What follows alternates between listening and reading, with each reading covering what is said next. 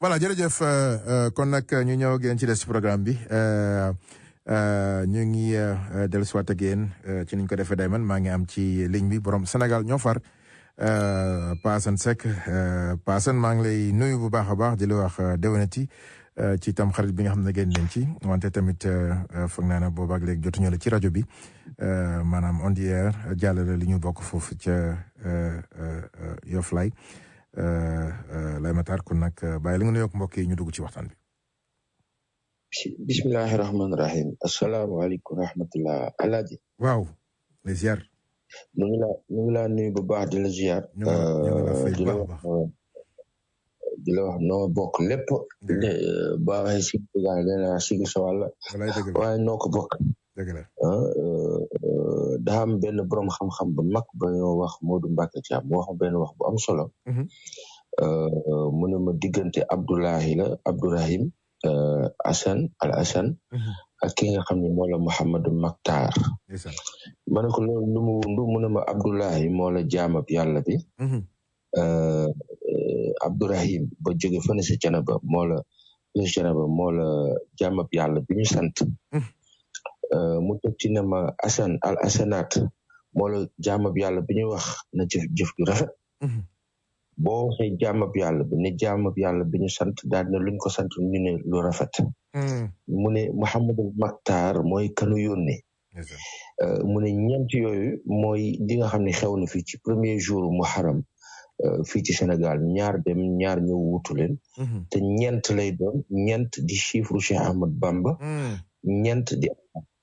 4 di signifié lu bëree bëri donc tënk la rek pour wax la Sénégal li fi ne ci yiw ak barke dafa yéeme. te malheureusement ñun niñ koy waxee sax xamewuñ ko noonu. donc di la ziar bu baax di nuyu ñi déglu ñëpp di wax ne ñu ngi baalu ak ci at bu bees bi ñu dugg di ñaan yàlla mu may ñu fekk ba sëtaat yi tal ko. amiin barke Sidna wax. sallallahu alayhi wa sallam jërëjëf. waaw xam naa ne dañuy tënk waxtaan bi mbokk yi xam naa du ñàkk boo leen bëggee woote après ngeen woote mais tey dañuy gën a tënk waxtaan bi xam naa li gën mooy ñu déglu la tey foofu lay appee donc bëgg nañ vraiment laaj la surtout ci marché Sandaga bi nga xam ne ñun ñëpp xam nañ ko ñi juddoo Dakar rek ñu yoroo Dakar rek ñi dëkkoon ci région yi même bu dee Dakar bi ngay ñëw di jël avion bi di ñëw New York lu mu gàtt romb nga Sandaga wala dégg nga Sandaga bëggoon nañ ci vraiment nga ñëw ceeg ñun dina nekk lu am solo. waaw Sandaga de def naa li ñu koy wax sax daanaka bâtiment boo xam ne dafa bokk ci patrimoine de l'UNESCO. ñu jàppee ko noonu waaye ndax man dama bokk ci ñi gëm ne. UNESCO UNICEF FMI Banque mondiale institution de Bretton Woods ak la ca des ñooñu ñëpp seen bopp leen tax a jóg. lu ñu protéger du tax du loo xam ne ñun suñu intérêt bu ñu ciy gagné la bu maanaam tey Sandaga léegi Sandaga bi mu doonee patrimoine UNESCO ba tey. lan la Sandaga am ci UNESCO dara. pour wax rek ne ay titre la yoo xam ni parfois damay jàpp ne dañu koy sax naxe. parce que ci wàllu xantal ak njëriñ amuluñu benn njëriñ mu ngi mel ne tey ñu ne la Gorée ak Saint-Louis UNESCO da ko reconnaître comme patrimoine mondial historique nangam. mais autant liñ ko reconnaître autant taxawaay biñ ci war a am ba war a tax ñooñu Gorée Saint-Louis ak patrimoine yu ni mel am benn représentativité ak benn doole bi ak benn force bi. taxawewuñ ko noonu. bu fekkee am na itam demeewul ni mu war a demee donc juste dire que ay titraay la yoo xam ne parfois daf ñuy xaw a réeral génn ñu sax ci objectif principal bi. bi ñuy daaneel Sandaga man je me suis dit bâtiment la boo xam ne dafa dangereux war nañ ko mën a réfectionner wala ñu xool ñu koy def bu fekkee dañ koy daaneel ñenn ñi défendre UNESCO ci benn sens dañ naan dañ ko war a rétablir. mu mel ni ko nga xam ne noonu la ko UNESCO reconnaître. ñun suñu ay bâtiment UNESCO moo ko war a reconnaître c'est-à-dire que UNESCO bâtiment yi mu reconnaître yëpp yan bâtiment la mooy yi tubaab bi defaroon. ñun suñu ay bâtiment UNESCO reconnaître ko kon xam nga UNESCO ñun faalewuñu. UNESCO ay bâtiment am culture am la faale donc ci jàngat rek Sandaga li ma ko jàppee man mooy ci jamonoy colon ya lañ ca soxla woon moo leen ko taxoon na defar léegi nag ñun buy ñëwee Sandaga dañ ko war a jël adapté ko à nos réalités à nous selon nos besoins daaneel Sandaga ak ñàkk daaneel Sandaga li ci gën a important mooy ban njëriñ lay am pour population sénégalaise beneen bi mooy que am na benn xëccoo bu ci juddu diggante mairie de la ville Dakar ak mairie Plateau mais mairie Plateau kan la Alioune Ndoye proche du pouvoir mais mairie Dakar kan la Soham Wardini une proche de Khalifa Ababacar Sall. Si on retourne à ce qui s'est passé il y a 3, 4, 5, 6, 7 années ci ginnaaw on va dire de 2014 à 2021 maintenant quelqu'un comme Khalifa Ababacar Sall ñëpp xam nañ lu tax ñu xeex Khalifa en 2014 su fekkoon newoon na rek damay nekk maire ci liste Benno Bokk Yaakaar kenn du ko mos a dégg coow ak Macky Sall mais dès lors qu'il a affiché ses ambitions disant que dafay dem ak liste boppam ci lañ ko maire boobu jur tey problème mu Sandaga bi ak leneen jur ñu xeex ko ci assemblée xeex ko partout ba def ko juste un petit citoyen boo xam ni voilà il ne jouit que de ses droits civiques nii mais pas de droits civiques pouvoir lui permettre tey de mu nekk boo xam dafay laaj nguur gi et cetera mais loolu ñëwagul damay wax rek ni lii xew Sandaga problème bi ci am diggante Alioune Ndoye ak Soham Wardini du lenn lu dul benn nguur boo xam ni moom jàpp na ni lépp loo xam ni dafay nekk source de revenu buy dooleel benn leader bu mu munti doon dans ce pays bu doon ko bokk ak moom kooku waru am source de revenu boobu loolu mooy problème Sénégal mooy benn président boo xam ni jàpp na ne El Hadj Ndaw mii benn homme d'affaires bu bokk la su ko jegewul àndul ak moom homme d'affaires potentiel la boo xam ne mun na soutenir beneen leader politique et ça dafa nekk nattu sax laa koy tuddee boo xam ne moo dal président Macky Sall mooy le président Macky Sall a écrasé tous les hommes d'affaires de ce pays c'est-à-dire que képp ku xam ne yàlla defal na la teraanga as we speak fi ñuy waxee nii looloo fam dama lay wax ne la alaaji homme d'affaires bu àndul ak Macky Sall au Sénégal jamono bii te ànd bi ngay ànd ak Macky Sall nga fësal ko di politique ñu naan am nga base ak yaa ngay bouger yaa ngay joxe et cetera au nom de Macky Sall koo ko ci deful sa business sooke na loolu moo taxawal Sénégal jamono bi alaaji donc Sandaga benn du sax épiphénomène benn la ci épiphénomène yi am ci Sénégal ci régime président Macky Sall mooy que malheureusement ni président bi jàppee politique mooy na ñëpp ànd ak man ku àndul ak man ba tu dois pas exister quitus fiscal bi nga xam ne am na en 2012 président Macky Sall ñëwee lan la au niveau de la trésorerie nationale mooy que alaaji 2 millions sax boo koy génne banque dañ lay laaj fu xaalis bi jóge 2 millions de francs dañ la naan fan la xaalis bi jóge au nom de quoi tey jii nii kan moo mën a taxaw président Macky Sall ne ko fan la sa xaalis jóge kooku mën a laaj mais moom imposé na ay normes yoo xam ne dañ koy laaj Sénégalais yi loolu jur tey homme d'affaires yeeg borom xaalis yeeg ñu bëri lelu ñenn ñi laqatu ñenn ñi préféré toog di xool dëkk bi taxaw voilà léegi Sénégal ñoo far je pense que tamit crise bi gis nañ ko les choses ne bougent pas comme ni nga ko waxee dem nañ ba président woote ko pour toog xool solution mais remaniement ñu bëri nga koy ruumanaat di wax ne que ne mënut a ñàkk parce que ak poste su premier ministre bi nga xam ne daf ko génne woon mu mel ne fi mu toll nii moom il peut pas gérer seul quoi c'est-à-dire lan ngay xaar ci loolu lan lañ ci mën a xaar. mais Alaaji pourquoi nit ñi di wax comme si dafa am lu changé de 2012 à 2021. oui ñaata premier ministre président Macky Sall la am Abdoul Mbaye Aminata Touré ak kan le dernier Abdallah Boun Abdallah Dionne ñetti premier ministre ci 9 années ci 9 années loolu ñu am ci benn jàngat bu simple mooy que bi fi premier ministre yi nekkee mais ak bi fi premier ministre yi nekkul alaaji y a rien qui a changé hein. C'est la même chose. Non mais Abdoul Mbaye il dérangeait en quelque sorte moo tax ñu def changement yi Aminata Touré tamit on savait qu'à un moment da doon wane boppam Abdoul l'autre daal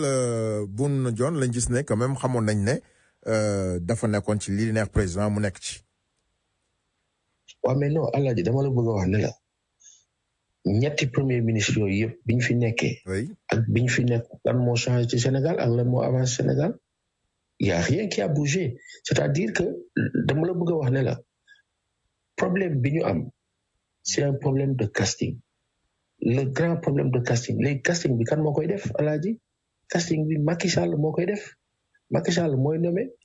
ñi mu nommé mooy dem ba ci biir ne bon ok ça ne le fait pas ma daal di dindi mu dem ba mu jigi mu ne du ma def sax premier ministre dama koy gérer. waaw léegi kon dégg nañ la xaaral kon ma laaj la lii est-ce que ñi nga xam ne nii ñu ngi koy dégg ne dañoo génnoon daf leen soxlawaat parce que sonn na ku mel ne Amadou Ba Aly Ngouille Ndiaye les autres. mais dama la ne Alaaji ñoon bi ñu fi nekkee dama ne Sénégalais yi métti bañ doon dund boobu ba tey la ñuy dund c'est-à-dire que nga indiwaat leen sa du amul benn jeexital moom koy seen biir la ñuy lijjanti seen bopp ay jubóo naag président jubóo loolu c'est entre eux mais nous Sénégalais ñun population yi j'ai envie de dire we don't care about ñooñu duggaat nañu dugguñu Alaaji parce que dañu fay def lu tax ñun ñu war a mën a dunduñu c'est-à-dire en fait la réalité mooy dama lay wax dëgg bi. donc remaniement soxla woon ko c'est-à-dire mu remaniement ou sans remaniement ça veut rien dire ça change pas grand-chose. Le problème du Sénégal ce n'est pas un problème de remaniement ou de premier ministre le problème du Sénégal s'appelle Macky Sall c'est-à-dire dama lay wax je te le dis cru. loolu mooy dëgg bi le problème du Sénégal s'appelle Macky Sall. c'est-à-dire tey jii nii quand j'entends par exemple sur les inondations. mais mës ngeen a gis dëkk buy inondé. chaque année. te chaque année ñu def ci xaalis. chaque année bu ñëw mu gën a yées. mais c'est pas possible. voilà ñu jël tey bu ñuy wax Oumar Gueye mooy ministre bi moom moo deful liggéeyam non c'est faux. c'est Macky Sall le problème. d'accord xaa ñu jël auditeur bi mbokk mi rapidement. rapidement ñoo ngi sant Pape Assane di ko gërëm rek El Hadj. oui. sànq ba may dugg di wax li may xalaat mooy lii rek ci lii la ñu revenir quoi on a une équipe boo xam ni sunu yaakaar dafa tas ci moom. ok. 2 ans et demi yi ngeen di bañ ñun école primaire dañ leen di wax que ni constitution bi ñoo ngi koy lire comme bu ñu doogee dugg 6e ndaare ba bu ñu egg CM2 3e mandat mënut a am ko mënul gérer ay inondation d'accord comprendre nga mënoo gérer dara loo xam ne par exemple muy problème mu 100 logements yi ñuy wax 100 000 logements wala quoi que ce soit nga bugg ñëw nag day aspirer ay 3e mandat pour gérer ñu encore pendant 20 ans ou 100 ans suñu dëkk loolu sabotage la te duñ ko nangu tey duñ ko nangu ëllëg. la triste réalité c'est ça asalaamaaleykum wa rahmatullah. comme salaam wa rahmatullah barakaatu ma jëlaat keneen mbokk mi rapidement. Elas. aw. maa ngi lay nuyu sa gan maa ngi nuyu chef d'Afrique. waaw rapidement nga baal ma. waaw mais Elas li ma xaw a jaaxal mooy ndox mi maanaam industrie kii tata yi lu tax ñu bëgg ko blâmer président bi d'accord war na gëstu alal ji ñu wax ne def na ko ci. ba sedd war na koo gëstu waaye nañ xool affaire bi fa mu commencé ci réewu Europe yi. déedéet loolu dafa kaay ñu waxtaan nag waxtaan wax dëgg ca la tax ñu koy jiiñ moom moo nekk ci pouvoir bi moom xam na ne situation la ba tax mu woote crise ci palais bi ñu xool nañu mën a régler situation bi am na yenn laaj yoo xam ne wax dëgg yàlla sama xarit du ma nangu nga toog di ko laaj li tax ñu koy laaj c'est parce que c'est lui le président. kenn xasu ko kan moo ko xas mais kan moo ko xas jërëjëf nga baal ma. fu ñu fi xasee Macky Sall dañ koy wax li nga xam ne ni kenn forcé wu ko woon ci bugg a doon président je pense que ne moom moo la gën a xam ne lan mooy boo nekkee ci président il fut directeur de cabinet du président directeur de campagne plutôt de président Abdoulaye Wade nekk ministre de l'intérieur nekk président assemblée nationale nekk premier ministre tey mu doon président. Donc voilà donc Passane donc je pense que foofu on a compris. li am solo te am solo mooy que ne dégg nañ la ci wax. kon le problème c'est Macky Sall. oui. donc on est obligé d'attendre 2 ans et plus avant que problème changement bi am wala. non c'est-à-dire que aujourd'hui nit moom buy dund ci àdduna yaakaar rek lay demee. on va duñu toog naan waaye dañuy toog xaar 2 ans dañuy wax comme ni ñu koy defee nii dañuy wax nit ñi wax seen xalaat ñi xam borom xam-xam yi muy waxal te jege ko dimbale ko ci xalaat et cetera et cetera et cetera. mais malheureusement Passane ñu wax ko si dund mooy que ne depuis lors ñu ngi koy wax c'est Macky ngi toog fi mu toog di gën a am doole ñu wax ko si dund c'est ça la vérité en tout cas remarque boobu laa def. élection yi ñu mujjoon génn élection yi mujjee génn parrainage bi man musuma cee ànd man jàpp naa ne di nangu sax ne par exemple que ne élection waroon na am donc loolu problème la. xaw ma ndax dégg nga ma. Elhadj xam nga en fait quand on dit que xam nga tey jii nii kuy défendre Macky Sall danaan waaw nous avons fait def nañu le discours même qu'on entend hier ci sunu édition spéciale yi da ngay dégg ñi ànd ak Benno Bokk Yaakaar naan pourtant beaucoup de choses ont été faites depuis l'année dernière ci inondation yi nangam c'est-à-dire benn prototype de défense boo xam ne du deñ mais tey le problème du Sénégal dépassé na ay tey jii nii ku wax ne Macky Sall mu ngi gën di am doole du doole de c'est-à-dire que la réalité mu ngi nekk ci mbedd mi dooley Macky Sall yaa ngi koy nattee booy dox ci mbedd mi nga wax ak sénégalais yi jafe na lool ci mbedd mi nga gis sénégalais du défendre Macky Sall du extraordinaire c'est-à-dire dama bëgg a expliquer ni mais Abdoulaye Wade sax ba bi muy daanu ak ni ko nit ñi mere woon yëpp on ci niveau de déni et avec Macky Sall c'est même devenu haineux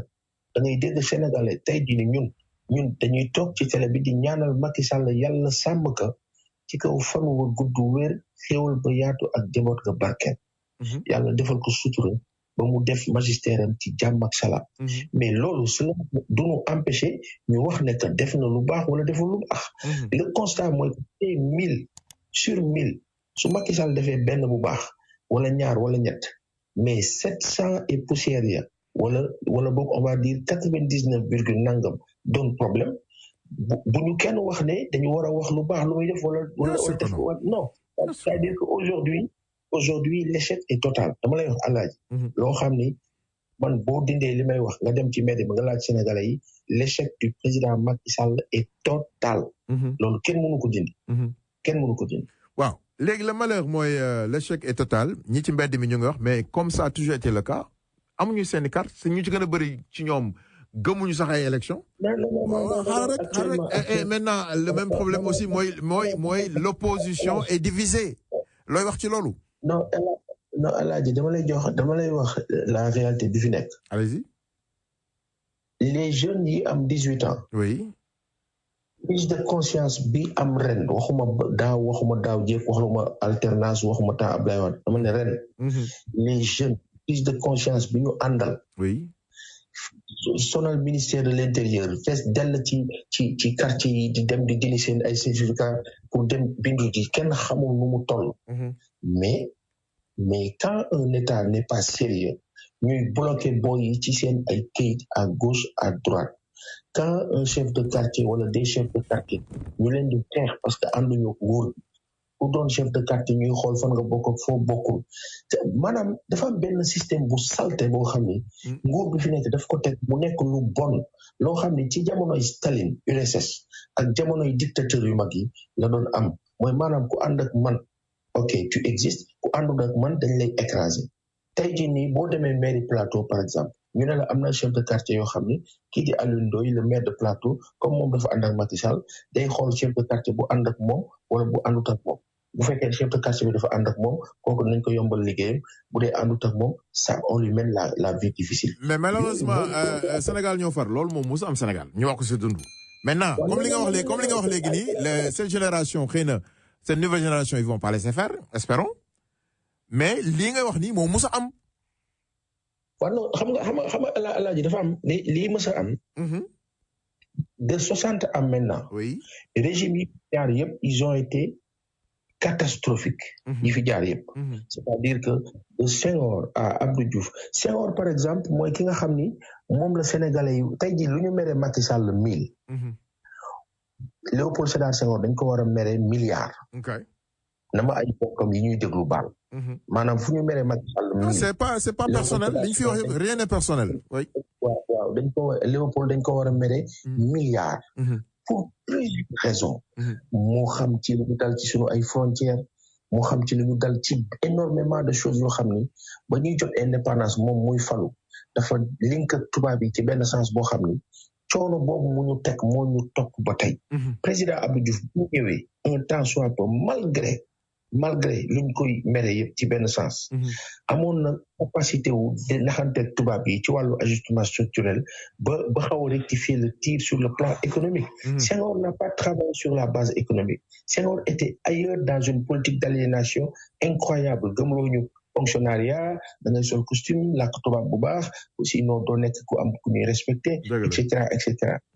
Abdou Diouf ñëw rectifier le tir dans un sens la preuve Senghor ba muy dem kii di Moustapha Niasse la bëggoon Abdou Diouf ànd ak moom Diouf a changé de veste à ce niveau-là pour plusieurs raisons tey jii nii Moustapha Niasse boobu ak respect bi ñu am ci moom moo jiite Assemblée nationale on a vu le résultat donc à la limite on se dit Abdou Diouf avait raison de ne pas s'être allié avec lui ci jamono boobu après boo ñëwee ci contexte bi ñu toll maintenant Abdoulaye Wade moo ci amoon un sens patriotique hyper fort boo xam ni Diouf était beaucoup plus stratège et intelligent ci benn sens parce que tubaab bi dañ ko tënkoon muy naxanteeg ñoom Abdoulaye Wade moom ñëw am benn genre fippu boo xam ne li ko ci dimbali mooy contexte mondialisation bu xaw a ubbeeku tuuti Macky Sall ñëw nag moom am toutes les chances du monde de réussir malheureusement tubaab ndekete waraat na ko ndomb ba tënk boobu ñu ko tënk nag tey moo ko jural tey sénégalais yi mere que malheureusement il a préféré exécuter des plans yoo xam ne tubaab yi ñoo ko teg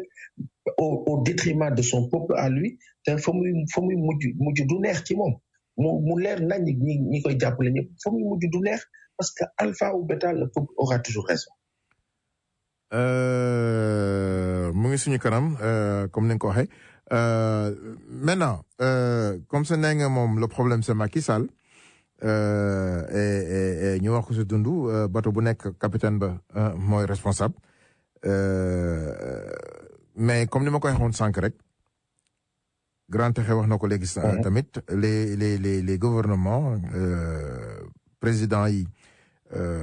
pouvoir yi toujours dañuy jéem a xool comment diviser pour régner au temps de Abdoulaye Wade on a vu que il a tout fait pour que Niasse ak Tanor bañ a ànd maintenant cette opposition là aujourd'hui déjà ñu ngi commencé diviser wu je me demande est-ce que nekkuñu di dooleel Macky Sall maintenant man yàgg naa ko wax ci sama xalaat bu gàtt bu ñuy dem ak moom ci ay élection da leen di gagné kooku moom pour mu leer quoi parce que déjà ñu ngi wax ne élection yu leer du fi am ñoom opposition bi ñu ngi koy wax waaw man xawma yàlla ñu yàlla may fekkee bu ñu demee élection Macky Sall gagné ou pas mais benn affaire laa lay wax xawma dana gagné xawma du gagné xawma dana bokk xawma du bokk waruta bokk déjà waruta bokk ci élection yu war a am présidentielle loolu moom xelam sax waru ci dem maintenant le problème mooy ils sont en train de tout faire pour loolu am malheureusement li waa ji wax sànq mooy dëgg ku mënuta lijjanti inondation sur une dizaine d'années su ne dina defar réew kooku dafay nax waa réew mi c'est-à-dire au bout de 2 mandats vous ne parvenez pas à résoudre ce problème-là parmi tant d'autres problèmes après nga ne non da ngay forcer waat ci loo xam ne waroo ko am li jaarul ci yoon nga ne da nga koy forcer waat mais Sénégalais yi duñu ko nangu te nit ñi ne ci mbedd bi ñu leen di dégg 24 heures sur 24 ni Sénégalais yi actuellement ils ne gèrent pas une opposition wala un pouvoir teel ligne bi rek ñu changeur bi del soit ak yow ñu yeggali waxtaan bi balaa ñu dem jël gan yi kon mbokk yi ngeen tax ñu dem changeur bi del soit ak yéen rajo Sun Afrique bëgg leen ci xol ba tey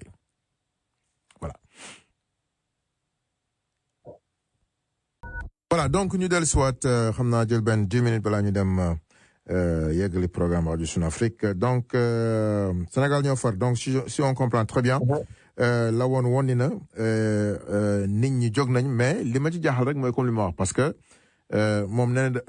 na gars yi dañ ko bettoon yoon bële voilà. kii Alaaji président bu taxaw fii Sénégal ne la Sénégalais yi jóg nañu manifester wane seen mer dañ maa bettoon mais bi yoon duñ ma bettaat loolu waxi ndax mag bu jaaxaan di saw boppam la nañ ma baal kàddu yi Alaaji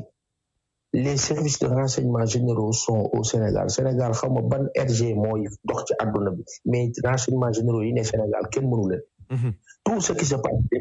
heure bii boo leen newoon kok ñu ngi déglu mu ngi ñu ngi déglu mu ngi wax mu ngi nangam nag ñu ngi déglu maanaam ils sont au courant de tout loolu waxi kasaw xam nga loolu wax lan la mooy wax pour rassurer say partisans il faut que président Macky Sall comprendre ne que la France-Afrique a fini d'exister maanaam France di dominer ay pays africains c'est fini il faut que président Macky Sall jël conscience à ce niveau mu xam ne que les peuples africains ont une autre vision de la chose et que adduna bi dafa changé li tubaab bi doon def wees na allo baal ma rek Pa Assane dama am sama benn xarit bu nekk ci ligne bi ñu jël ko rapidement sëñ Dan bisimilah. asalaamaaleykum. waaleykum salaam. Elas maa ngi lay nuyu Pa Assane maa ngi lay nuyu. mu ngi lay fay. li ma doon laaj Pa Assane dama bëggoon mu xaymaal nu Macky ci boppam ci yan fànn xam nga ba mu ñëwee Kër Massar ay bot la sol mu yoon bu njëkk ba mu ni lii moom bi muy laaj réew mi lii moom lu fiy jeex la dogu ca daaw mu ñëw sol costume bi mu ñëwee ni ren lay mucc bi wote yi jub see mu ñëw promise leen après so nit ñi accepté ko te ku ne xam na ne jàpp naa ne ci sama xam-xam bu gàtt Kër Massar outil yi mu soxla pour war a nekk réseau defe naa ne amagu ko te am na lu nekk ci kanamam loo xam ne loolaa tax mu dig leen ko. d'accord. ñu même tuuti ñu dellu siwaat ci liñ ko doon laaj lu leer war a départ ci moom mu ne du ma ne waaw du ma ne déet ndax baat yooyu du jar di ko indil nit ñi bañ xam ki ñu am kan la ba noppi wala ndax ñun dañoo bëgg ñu continuer du ñu nax rek. loolu lu jar a bàyyi xel la li nga tudd Senghor it noonu ba ñu nekk ci ma xam raakul Senghor daanañu dig nañu ñaaxeen gim dëkk mu nekk suñu département daana wax ni l'an 2000 dina mel ni Kees te tey boo fa demee dëkk ba na ma yàlla baal ràpp na ndax du loolu lañ war a dund noonu ba rek li suñu àdduna noonu doomi Sénégalais loolu laa bëgg mu defal ma cëpp xayma ak lu mu ci mën a indi ci lu ñu dolli ci leen xalaatoon jërëjëf. baax na sëñ Dan muy lu am solo Pa Assane dégg nga sëñ Dan. waaw dégg naa ko li mu wax moom daanaka sax def na jàngat bi ba pare def na ko li ñu ci jël comme moral mooy maanaam ay dig yu ñu yàgg dig te tegul fenn. Sénégalais yi war a jël seen responsabilité comme ni ma ko yàgg waxee tamit na Sénégalais yi jël seen responsabilité. mais El Hadj ki jël responsabilité day fekk mu maîtriser information bi. kon nag jeex na. léegi nag tey jii nii. bu dee fii bala ngay xam ne Sénégalais yi am nañu responsabilité wala jël nañu seen ay responsabilité Macky Sall taxaw fii yàlla ñu yàlla may fekk tal ne leen damay def 3e mandat ce jour là di nga xam ndax jël nañu seen ay responsabilité wala jëluñu. waaw mais pas ils nous diront que ne du 3e mandat parce que bu conseil constitutionnel génnee ñëw nañu. waaw non laaj la rek. El Hadj ñoom li ñuy wax we don't care about ñoom li ñuy wax man damay wax. affaire bi foofu la toll quoi. ma ne. affaire bi foofu la toll. journaliste déggoo ma ne la du ma wax comme journaliste damay wax comme simple sénégalais. we don't care about kuy wax naan di ko expliquer ci juridisme ci technique juridique ou judiciaire loolu intéressé wul sénégalais yi ñuy déglu ñun ci mbedd mi dëkk ak ñoom ñu ne ci. mais El Hadj est-ce que xam nga lan mooy ku yor 8 doom wala 7 doom di dund Sénégal xëy suba am problème mu 200 francs est-ce que xam nga loolu lan la ci nit. léegi nit kooku yow nga taxaw moom naan ko non conseil constitutionnel nee na kooku dot lay jël du la déglu yow dot xam nga dot mooy fee. mais attends Pa Assane Sénégal ñoo fal. non laisse-moi terminer rek ma expliquer. dama lay wax ne la Balma dama lay wax ne la fii Sénégalais yi toll. tey jii nii yéen mënu leen ko mesurer. dafa am benn stratégie de communication bu nguuru Sénégal di def. mooy ni ñu daan waxee dans le temps Sénégalais dañuy wax rek esprit boobu. moo leen di lor ñoom. moo leen di nax. tey jii nii les jeunes de 18 ans ñu ngi fees dell boo demee ministère de l'intérieur fa ca des xale yaa ngi rey seen bopp pour bindu ci liste électorale yi ça veut dire énormément de choses te loolu ça leur fait peur léegi aujourd'hui maa la wax ne la boo leen mayee tarfatal ay ni virgule ñu ne la non élection locale yi dañ koy reporter parce que tous les services de renseignement généraux yi nekk ci dëkk bi muy police gendarmerie ak ñeneen ak moom président ba ñoo ca des ñoo la gën a xam ne les Sénégalais les ont vomi bëggatuñ leen gis donc tey foofu la dëkk bi toll keneen ku la wax leneen mu ngi ndax boppam wala mu ngi dalal xel. Parce que je pense que loolu leer na mais fi ma doon waxee rek mooy xam nga dañ fay yàgg a gis sa yàggul élection yu mujj nii rek mais leer nga ne nit ñi pare nañ pour ñu jël seen responsabilité. Alaaji dama la ne kii taxaw ne Sénégalais yi Macky Sall am na droit def 3e mandat kayit yaa ngi nii moom kayit yooyu boo xefee du egg ak moom fa mu jëm daman maa la wax lii man tey. Parce que fi population sénégalaise yi toll. Elage dama lay wax ne la xoolal nit ñi li ñuy barki démb mais man gaw ma ni sax benn 100 millimètres wàcc na Sénégal mais Sénégal yëpp bëgg Lour Touba Thiès Kaolack Saint-Louis Dakar loolu mënul nekk. D'accord léegi nguur boobu bëgg taxaw fii. donc at yee yëpp dañoo juumoon mais ren moom gars yi pare nañ quoi si je comprends bien at yi mujj yi du question dañoo juum il faut pas qu'on dise aux Sénégalais que yéen Sénégalais yéen a voté Macky Sall en 2019 les élections ont été tronquées loolu du loo xam ni lu ñuy nax maanaam élection 2019 dañ ko sàcc. opposition bi nangu ko muy ki jëloon 2e di Idrissa ak ki jël 3e di laaj la rek. ban opposition moo ko nangu ana kaka nangoo anamu ana kaka nangoon. kan moo def déclaration au nom de l'opposition en 2019 bi élection yi jeexee dëkk bi tension bi faut tourner gendarmerie sécurité Sénégalais yi ils étaient prêts à réagir. Quand quelqu'un sort leader de l'opposition c'était Idrissa Seck bi mu génnee lan la wax benn discours de matul sax 3 minutes on a vu nous prenons acte nous allons voir nangam daal di jàll ndax dànk dem yoonam ñëpp les gens étaient refroidis foofu la ñu tolloon mais dama waxaat la tey ne la 1er mandat 2e mandat amul problème même bu dee 2e mandat bi dañ ko forcer waaw léegi dama la ni Sénégalais yi toll nañ foo xam ni kii jàkkaarloog ñoom ne waa ji day def 3e mandat by force. D'accord yàlla may fekk kan am na solo en tout cas Pa Assane ñu ngi kontaan ci ni nga koy defee toujours yow di la ñaanal li ñu ñaanal kilifa yi yàgg fi loolu sant ak wér di la bëgg bu baax a baax merci beaucoup. Voilà donc ñoo ko déggoonoo mbokk yi Pa Assane wax na ko gars yi fi ñu toll nii naaru ñoo may dara ñu déggee ko noonu xamee ko noonu li ci kanam raw li gët en tout cas moi j'ai toujours dit que na Sénégal yi jël seen responsabilité et ça je maintiens